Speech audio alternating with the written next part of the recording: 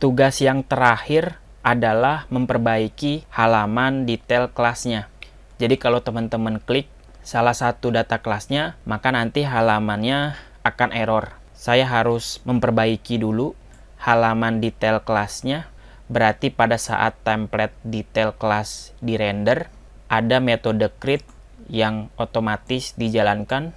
Yang saya lakukan adalah menjalankan metode filter kelas. Berarti sama seperti proses hapus data, kamu harus mengakses objek database, lalu disambungkan atau kita referensikan dengan metode referensikan ke dalam collection class /id.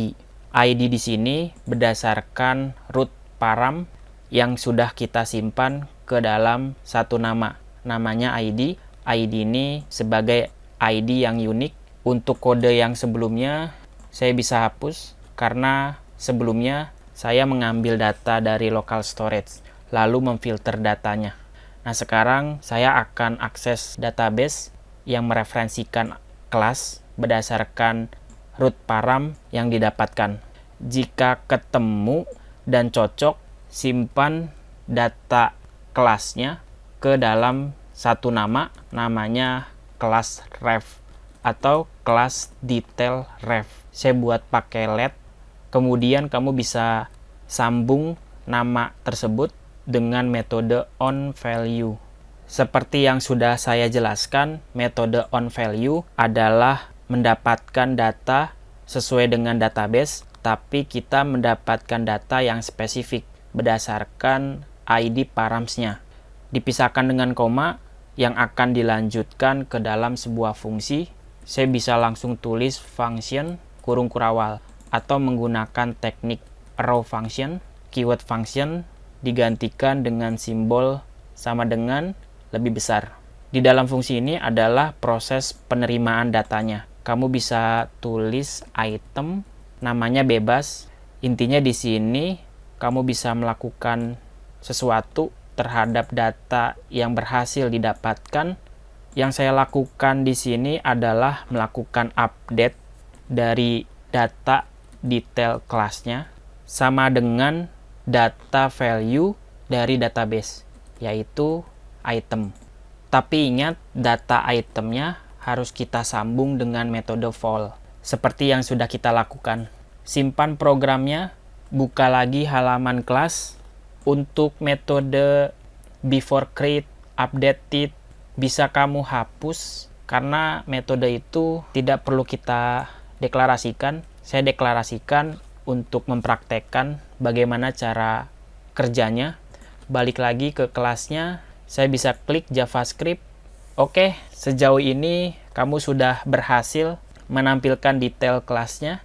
Cukup mudah. Saya bisa kembali pilih kelas lain, React.js. Kalau saya masukkan data baru, datanya berhasil ditampilkan, lalu kita bisa lihat kelasnya, maka data kelasnya berhasil kita dapatkan. Sudah sesuai dengan detail yang kita pilih, dan kita juga sudah memberikan tombol kembali untuk ke rute aplikasi dalam melihat semua kelasnya. Sejauh ini data detailnya sudah oke. Supaya aplikasinya jauh lebih baik, kamu bisa melakukan pengujian karena di sini ketika saya tembak URL-nya yaitu ID 3, maka ada beberapa error dari aplikasinya. Yang pertama untuk gambar Vue.js serta gambar error yang undefined. Berarti pada saat detail kelas di render, saya mau menambahkan sintak VIF di dalam sebuah template pembuka dan penutup. Di dalam template ini saya render detail kelasnya, tapi syaratnya detail kelas tidak boleh kosong. Kalau tidak kosong, ya monggo cetak semua data kelasnya di sini.